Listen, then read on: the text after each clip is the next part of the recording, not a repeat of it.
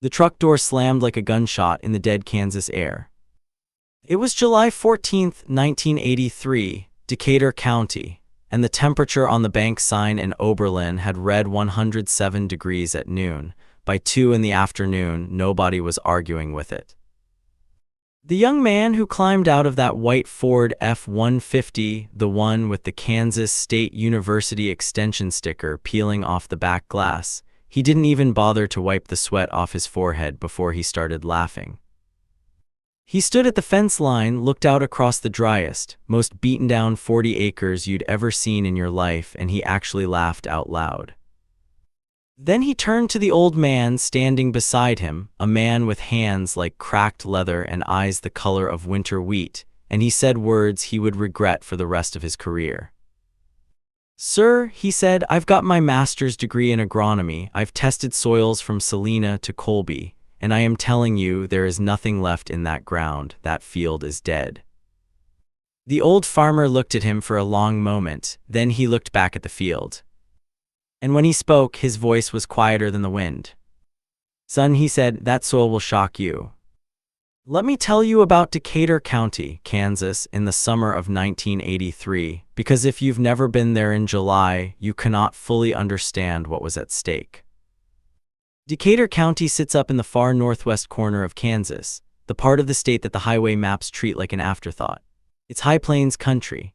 Open sky in every direction, so wide and so flat that on a clear morning you can watch a thunderstorm being born 40 miles away and track it for 2 hours before it either hits you or turns south into Nebraska. The town of Oberlin, the county seat, had about 2,000 people and a grain elevator you could see from a dozen miles out, rising up from the prairie like a monument to something stubborn and American. In 1983, that stubbornness was being tested hard. The drought had come in the spring of '82 like a slow, polite catastrophe, the kind that doesn't announce itself all at once, but just quietly removes rain from the calendar 1 week at a time. By the following spring, the Ogallala Aquifer was pulling down. Irrigation wells that had been pumping strong since the 1950s were starting to wheeze. The subsoil cracked in long, jagged lines like the earth itself was losing patience. And the corn lured the corn. Across Decatur County, field after field had been abandoned, or harvested early for silage at a fraction of the expected yield. Insurance adjusters were driving county roads in pairs, clipboards in hand, documenting catastrophe. The farmstead sat quiet under a sky the color of a cast-iron pan, the topsoil so dry and light that the wind lifted it and carried it east, and sometimes the sunsets turned red and orange from all that Kansas dirt hanging in the air. It was the worst growing season in northwest Kansas since the Dust Bowl years that the old-timers still talked about in low, careful voices. And right in the middle of all of it, on a slight rise off County Road 12, about 7 miles west of Oberlin, sat 40 acres of standing corn that had absolutely no business being alive. Let me tell you about Earl Hutchkins. Earl was 63 years old that summer, though he carried his age the way a good fence post carries a load. You'd only notice it if you were looking for it. He was built broad through the shoulders from a lifetime of physical work, and his face was the kind of face that gets shaped by weather rather than time, weathered yes, but never worn down. He walked with a slight hitch in his left knee from a tractor accident in 1961, but he never let it slow him, and he never mentioned it unless someone asked. Earl had been farming those same acres, all 320 of them, since 1947, when his father passed and left him the operation at age 27. He hadn't gone to college. He hadn't studied agronomy at Kansas State or taken extension courses in soil chemistry. What Earl Hutchkins had done was something rarer and harder to quantify. He had spent 36 consecutive years watching that specific piece of Kansas ground breathe. He knew which corner of the south field drained fastest after rain. He knew that the gentle swale running through the middle of the northeast quarter held moisture 3 weeks longer than any other section. He knew that the soil on the rise, the high, pale ground up near the fence line, looked poor and sandy to the untrained eye, but contained a layer of calcium-rich subsoil at about 14 inches down that most men never thought to dig for. His wife, Dorothy, had passed in 1979 from a stroke. His son, Gary, had moved to Wichita in 1975 and worked for Boeing. Earl farmed alone, with one seasonal hired hand named Teddy Brower, a quiet 20-year-old from town who showed up every planting season like clockwork. In a county full of farmers who were selling off equipment, walking away from leased ground, and attending emergency bank meetings, Earl Hutchins had planted 40 acres of corn in April 1983. Not just anywhere. He planted it on the worst-looking ground he owned. And by July, when the drought had cooked everything else flat and brown, those 40 acres were still standing. Not thriving, not lush, but standing, green at the base, tight at the tassel, holding on with a stubbornness that somehow perfectly matched the man who had planted it. His name was Bradley Connell, and he had, by every reasonable credential, earned the right to an opinion. Bradley was 29 years old, a native of Topeka, and the holder of a Master of Science in Agronomy from Kansas State University class of 1979. He had been hired by the Decatur County Extension Office in the spring of 1982, one of 6 new county agents placed across western Kansas, as part of a state program to help farmers navigate what the university's crop scientists were already calling a multi-year moisture deficit event. He was by all accounts intelligent. He'd scored near the top of his graduate cohort on soil science examinations. He could rattle off nitrogen loss curves and soil moisture tension figures the way other young men his age could recall baseball statistics. He drove his extension truck with authority, walked into farm meetings with his shirt tucked in tight, and had a habit of setting his briefcase on the table before anyone had offered him a seat. He was not a mean man, that matters. He wasn't cruel or evil. He was something that can be just as dangerous in the wrong moment, he was certain.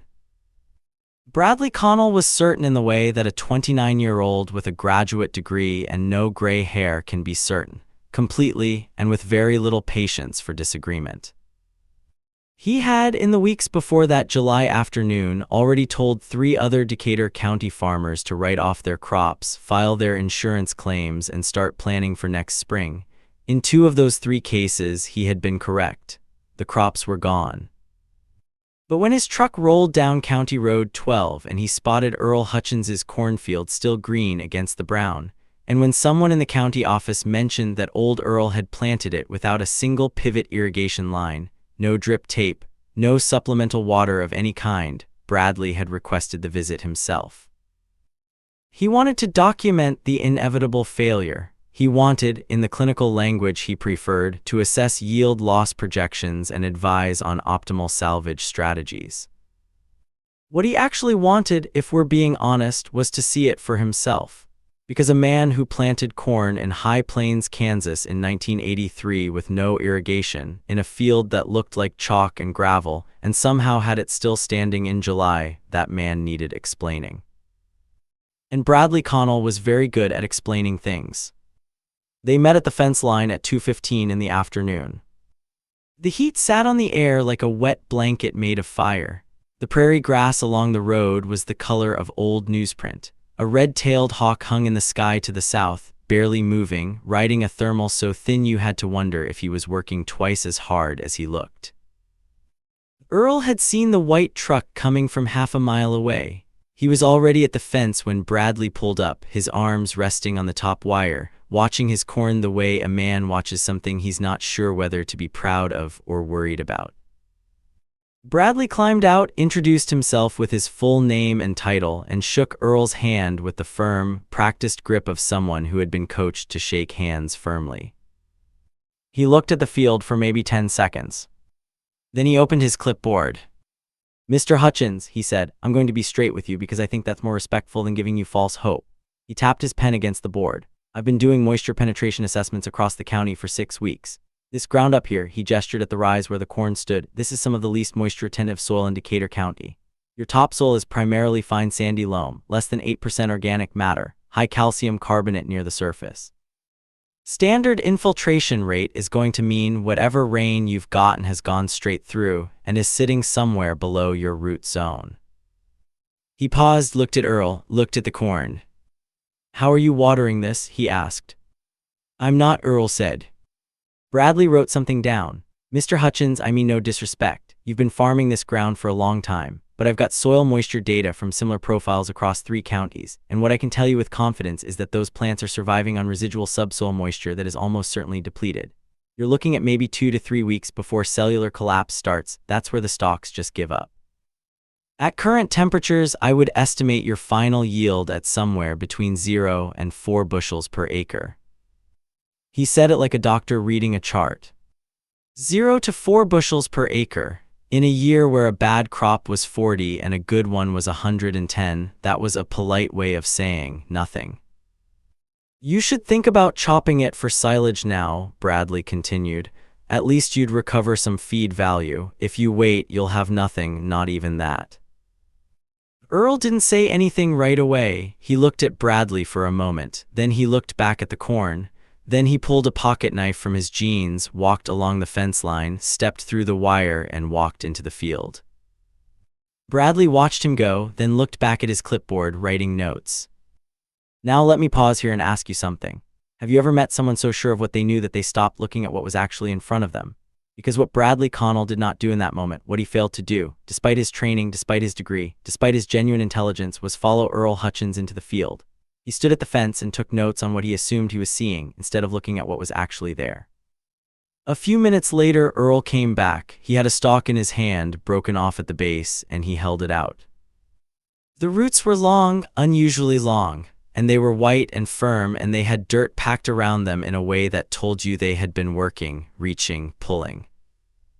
Those roots hit the hardpan at about 14 inches, Earl said. What's under the hardpan? Bradley looked at the roots politely. Sandy subsoil, I'd expect, low moisture retention. Guess again, Earl said. Bradley made a sound that wasn't quite a laugh but was close enough to one. He closed his clipboard. Mr. Hutchins, with respect, I appreciate that you know this land, but the soil science is clear on this. You are looking at calcium carbonate stratification that will restrict root penetration and... What I am looking at, Earl said very quietly, is a root that went through the hardpan. Bradley looked at the root again, more carefully this time. And for just a moment, just a flash, something uncertain crossed his face. Then he picked up his clipboard again. I'd advise you to document this field with your crop insurance agent, he said. I'll note in my report that you declined the silage recommendation. Honestly, Mr. Hutchins, I've tested 22 fields this month. I have not seen one on ground like this produce a viable yield. I would stake my professional assessment on that. Earl looked at him. All right, he said, you can stake it. What Bradley Connell didn't know, what almost nobody in Decatur County knew, because almost nobody had bothered to look, was that Earl Hutchins had spent a decade preparing that field for exactly this kind of summer. It started in 1973. That year, Earl had read a paper, not a university paper, not an extension bulletin, but a piece in a small agricultural newsletter out of Lincoln, Nebraska, written by a soil scientist named Dr. Harlan Metz. The paper was about what Dr. Metz called water banking, the practice of deliberately building subsoil moisture over multiple seasons by managing tillage depth, residue cover, and organic infiltration in specific ways. Not irrigation, not prayer. Biology and physics patiently applied. Earl had read that paper 3 times. Then he'd called the Lincoln number printed at the bottom and talked to Dr. Metz directly for 45 minutes on a Sunday afternoon. What he learned changed how he farmed. The sandy pale ground on the rise of his Northeast 40, the ground that every agronomist who'd ever glanced at it dismissed as marginal, had something underneath it that the surface profile didn't advertise. At roughly 14 to 17 inches down beneath a thin layer of calcic hardpan, there was a stratum of mixed loam and volcanic ash deposit, carried there by ancient wind and water, that held moisture the way a deep sponge holds water. You couldn't see it from the surface. You couldn't measure it with a standard 12-inch probe, but it was there. Earl had drilled it himself in 1974, borrowed a soil auger from a well driller in Oberlin, and went down 24 inches in 8 spots across the field. What came up on the bit at about 16 inches was dark, darker than anything above it. And when he rolled it between his fingers, it held its shape the way moist soil holds its shape. The field wasn't dry below the hardpan. The hardpan was acting as a lid. Now, and here's where Earl's real genius comes in. He spent the next 9 years doing something that looked, to anyone watching, like very conservative farming. He kept that field in winter wheat mostly. He never tilled it deeper than 6 inches. He left his wheat stubble standing over the summer fallow years instead of disking it under, which meant the residue shaded the soil surface, slowed evaporation, and let whatever rain did fall move slowly through rather than run off. He spread manure from his cow operation, not heavy applications, but consistent ones, every other year, $340 worth of work each time, building organic matter in the topsoil layer so it could act as a transition zone, bridging surface rainfall down toward that deep moisture reservoir. And in early April of 1983, when his neighbors were already nervous about the moisture outlook, and the weather forecasters were using the word dry with the tired frequency of people who have run out of more precise words, Earl Hutchins planted Pioneer brand 3780 corn seed, a hybrid he'd been trialing for 2 years specifically for its deep-rooting characteristics, on that Northeast 40. He planted it in 30-inch rows. He planted it at a lower population than the seed rep recommended, about 24,000 seeds per acre instead of the standard 28,000, because he wanted each plant to have more room to root. He side-dressed with 80 pounds of anhydrous ammonia per acre in May, enough to feed a corn crop but not so much that it would burn roots under dry conditions. And then he waited. He had one piece of equipment that made it all possible, a 1962 John Deere Model 1000 subsoiler that he'd bought second-hand from an estate sale in Rawlins County for $215 in 1975. This machine, long out of production, ugly and ancient-looking, ran a single shank down to 18 inches, 2 inches below the hardpan on his northeast field. He'd made one pass with it in the fall of 1981 in a diagonal pattern across the field, not to break the hardpan entirely, but to create what Dr. Metz had described as fracture channels, pathways that corn roots could follow downward like fingers finding cracks in a wall. It was the key to everything, and nobody knew it existed except Earl, Dorothy, God rest her, and a soil scientist in Lincoln who had long since moved on to other work. Let me pause here and ask you something else. When was the last time someone told you that something old, something ugly, something that looked like it had no value left was actually the most important tool in the room?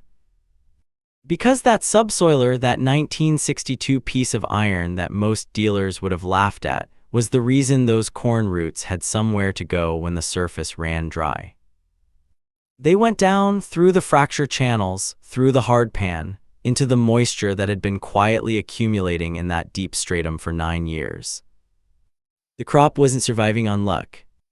It was surviving on a decade of invisible preparation. August 18, 1983, Decatur County Fair Week. The harvest hadn't started yet. Corn across the county was either already written off or being watched with the nervous attention of a man sitting beside a hospital bed.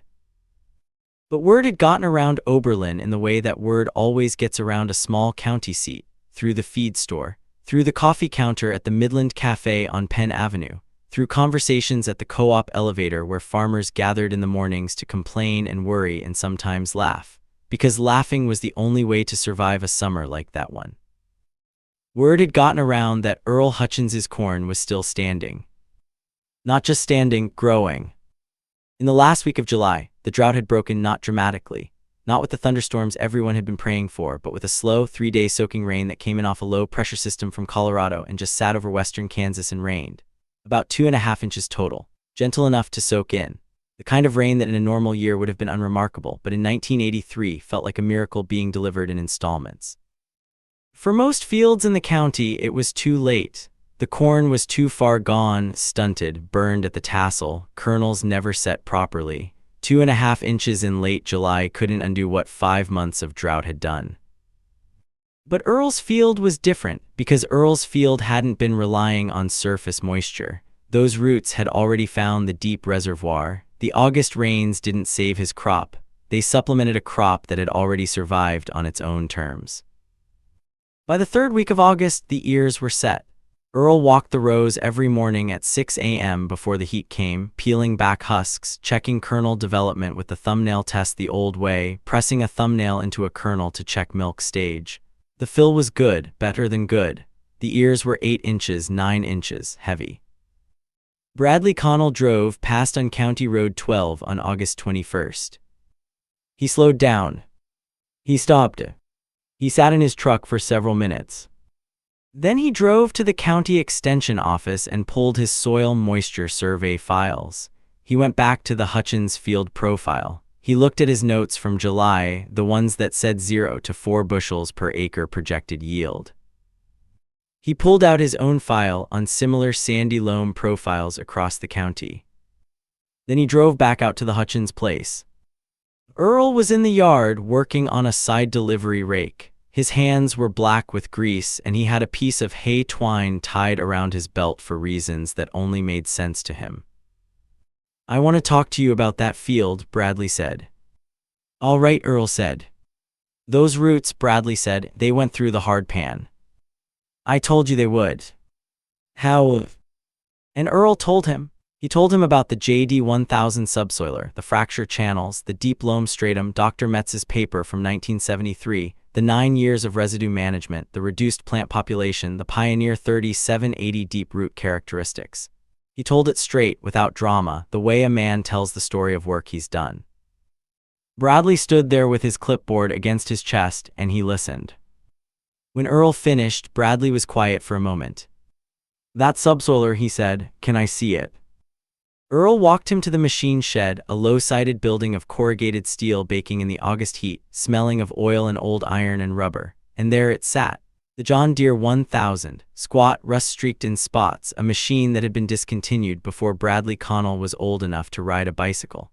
The single shank curved down from the frame like a question mark. Bradley crouched beside it and ran his hand along the shank. "You bought this in '75, he said. "For $215, Earl said. "Man who sold it thought I was getting the bad end of the deal."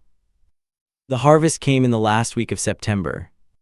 Earl ran his 1972 John Deere 6600 combine, a machine that, like its owner, was past its prime according to the books and completely indifferent to that opinion, through the 40-acre field over 3 days.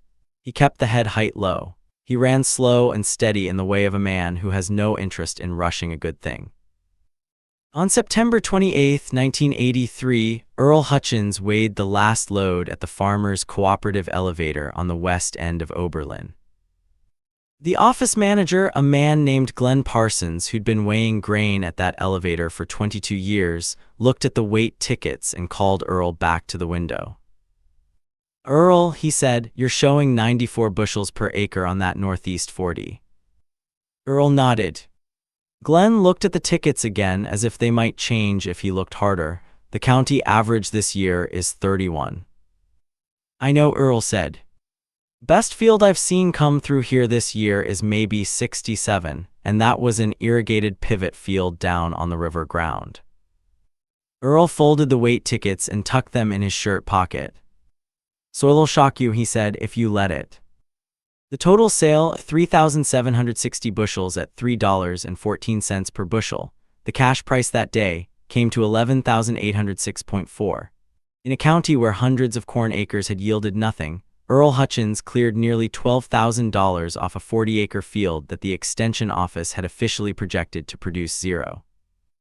Let me say that again so it settles properly. Zero to nearly $12,000 on the ground that everyone had already written off. There are moments in a farming community that don't need to be announced. They travel on their own. By early October, the story of Earl Hutchins's 40 acres had reached every coffee table in Decatur County. It had made it to the Oberlin Herald, which ran a short piece in the farm section. Glenn Parsons at the elevator had told maybe 6 people, which in a county of 4,000 means he told everyone. Bradley Connell was a professional. He handled it professionally.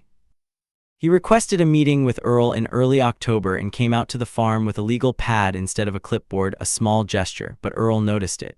He sat at the kitchen table where Dorothy used to serve coffee and listened this time before he spoke. He asked questions, real questions, the kind that start with "I don't understand" rather than "according to the data."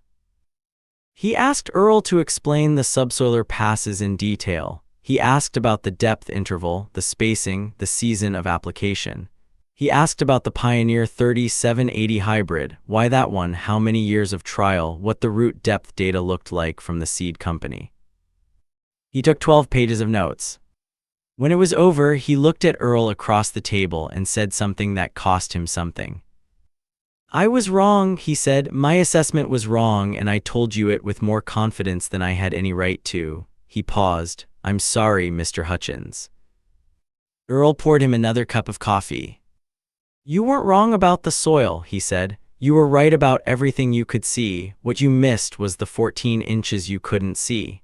He set the coffee pot down. That's not a failing in you, son. That's just a reminder that the best instrument for reading land is time spent on it. Bradley Connell sat there in that kitchen and drank his coffee and didn't say much else for a while. And the silence in that room, the silence of a young man absorbing something that no classroom had been able to give him, was as complete and as important as any silence in this story. What happened next is the part of this story that reaches beyond one man, one field, one summer. In the fall of 1983, Bradley Connell wrote a 14-page internal report for the Kansas State University Cooperative Extension Service. He titled it, Deep Fracture Tillage and Subsoil Moisture Management in High Plains Sandy Loam Profiles, a Case Study, Decatur County, 1983. The report described Earl Hutchins's methods in technical detail, stripped of names per extension office practice, but specific enough in its soil profile data and management timeline to stand on its own. Bradley submitted it to his district supervisor in Hays, Kansas, who forwarded it to the agronomy department at Kansas State. It was not immediately celebrated. It sat for about 8 months in an administrative holding pattern, as reports tend to do when they challenge prevailing assumptions with an N of 1, one field, one farmer, 1 year. But in the spring of 1984, a graduate student in soil science named Karen Beals picked it up while researching drought management strategies. She found the subsoil stratum data compelling. She designed a 3-county replication study, Decatur, Rawlins, and Cheyenne counties, using the same methodology: deep fracture tillage in fall, reduced plant populations, high residue overwinter management, and hybrid selection for rooting depth. The results, published in the Kansas Agricultural Experiment Station's 1986 bulletin, were significant enough to earn a spot in a national extension conference in Kansas City in 1987. The presentation was titled, Passive Subsoil Moisture Management as Drought Mitigation Strategy in Non-Irrigated High Plains Corn Production. Bradley Connell presented it. He was 33 years old. He cited the original case study. He acknowledged the farmer who had originated the method, by initials only, E.H., Decatur County, and in his closing remarks, he said something that people who were in that room in Kansas City would remember. The most instructive soil test I have ever conducted, he said, was performed not by me, but for me, by a man who had been running it for 9 years before I arrived to measure it. Earl Hutchins never attended an extension conference. He never wrote a paper. He never applied for a patent or registered a method or spoke at an agricultural summit. He farmed. In 1985, he planted the Northeast 40 in corn again, same method, same hybrid, same discipline. The year was drier than normal but wetter than 1983. He yielded 118 bushels per acre. In 1987, he sold 12 acres of that field to a neighbor named Wayne Friesen, who had listened to what Earl was doing and wanted to try it himself. Earl spent 2 evenings at Wayne's kitchen table walking him through every step. He charged Wayne nothing for this. Wayne Friesen got 102 bushels per acre in 1988 on that ground. Earl's son Gary drove up from Wichita in the fall of 1988, stayed for a week, and helped his father harvest. He had left this land at 25, restless and certain that manufacturing work was more stable than farming. He was 40 by then. He walked the rows with Earl in the morning before the dew burned off, listening to his father explain things in the same quiet, careful voice that Earl explained everything. Gary did not move back, but he called more often after that. On a Saturday morning in November 1989, Earl Hutchins had a heart attack while greasing the combine header in the machine shed. He was found by Teddy Brower, who had kept coming back every planting season for 10 years and who sat with Earl in the ambulance on the way to Oberlin Memorial and talked to him the whole way, the way you talk to someone you cannot afford to lose. Earl survived. He was hospitalized for 9 days. The doctors told him to slow down. He slowed down to about 70%, which for Earl Hutchins was still faster than most men half his age. He farmed until 1994, when his knee finally said what it had been suggesting politely for 30 years. He leased the ground to a neighbor's son and moved into a house in Oberlin on Penn Avenue, 2 blocks from the Midland Cafe where he had coffee every morning, and gave his opinion on the weather and the crops only when someone asked, which was often. Bradley Connell rose to become the district agronomy specialist for Northwest Kansas. He supervised 11 county offices. His annual performance reviews noted, without fail, that he was distinguished among extension agents for his willingness to acknowledge field observations that challenge established projections. He visited Earl and Oberlin 3 times in the 1990s. They sat on the porch, they talked about soil. Dr. Harlan Metz, the soil scientist whose newsletter paper had started all of this in 1973, had retired to a small place outside Lincoln by then. He never knew his paper had reached a farmer in Decatur County. He never knew what it had set in motion. That's how knowledge works sometimes. You send it out and you never know where it lands. Let me tell you what I take from Earl Hutchins's 40 acres. Not the agronomy, though the agronomy is real and the method is sound, and the fracture tillage approach became a documented strategy in dryland farming literature that you can read about to this day. What I take is something older than soil science and more durable than any technique. When Bradley Connell looked at that field in July of 1983, he saw what the surface told him. He saw pale, sandy soil. He saw corn that looked stressed. He saw a field that did not match the profile of a field that should survive. He applied his training, ran his calculations, and arrived at a conclusion that his instruments and his education fully supported. He was not wrong to do any of that.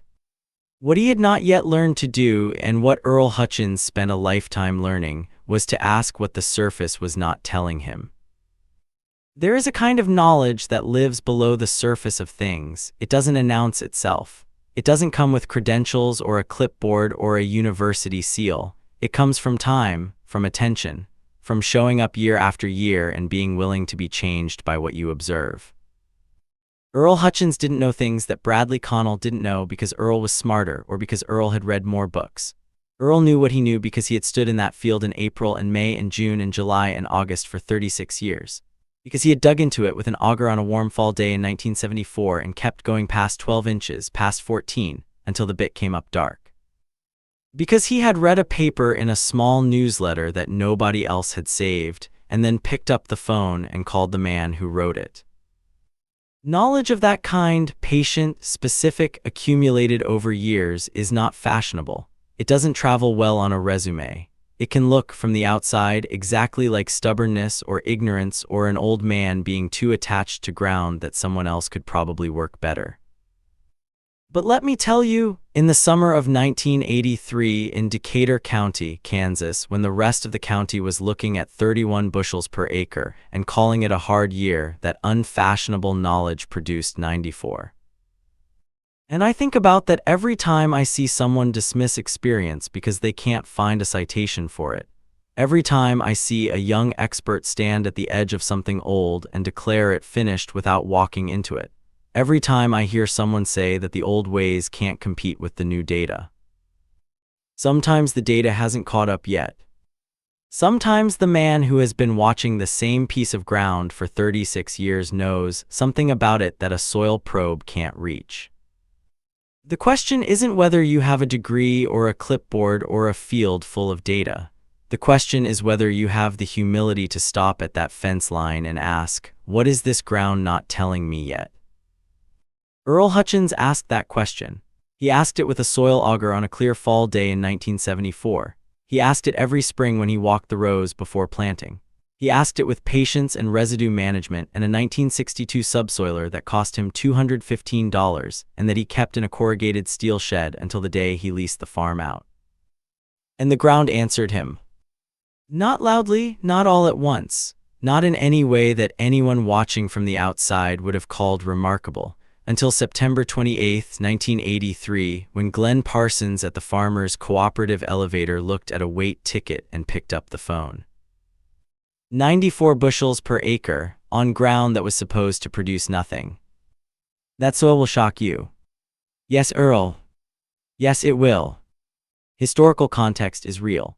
The 1983 drought in western Kansas, High Plains water management challenges, the Ogallala aquifer decline, and dryland corn production difficulties of this era are documented historical events.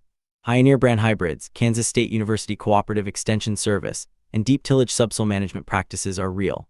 Characters, dialogue, specific names, and individual events depicted are dramatized for storytelling purposes. If this story moved you, share it with someone who still believes in the old ways. Subscribe to The Forgotten Farmer, new story every week. Comment below, who was the Earl Hutchins in your family?